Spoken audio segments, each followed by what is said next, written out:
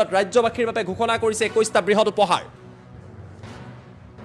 আমি জনাই আছো ডাঙৰ খবৰ, নতুন বছৰত মুখ্যমন্ত্ৰীয়ে 21টা বৃহৎ উপহাৰ। অৰুণোদয় আঁচনি লাভ কৰা মহিলাসকলৰ বাবে ভাল খবৰ আহিছে, বৃহৎ উপহাৰ ঘোষণা কৰিছে মুখ্যমন্ত্ৰীয়ে।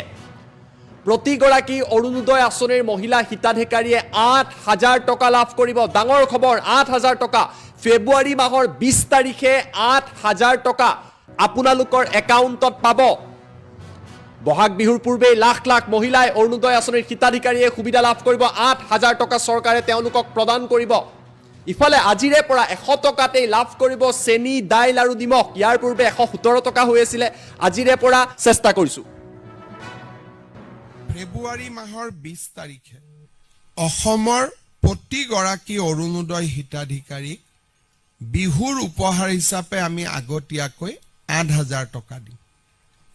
তাৰমানে প্ৰতিগৰাকী আই মাতৃ যিসকলে অৰুণোদয় আঁচনি পাই আছে, দে উইল গেট, জানুৱাৰীত আমি তেওঁলোকক নিদিওঁ একো, ফেব্ৰুৱাৰী মাহত একেলগে, ফেব্ৰুৱাৰী মাহৰ 20 তাৰিখে একেলগে আগতীয়াকৈ বহাগ বিহুৰ উপহাৰ হিচাপে তেওঁলোকক আমি 8,000 টকা তেওঁলোকৰ বেংক একাউণ্টলৈকে হস্তান্তৰ কৰিম। ইতিমধ্যে 8ম দৰমহা আয়োগ গঠন কৰিছে।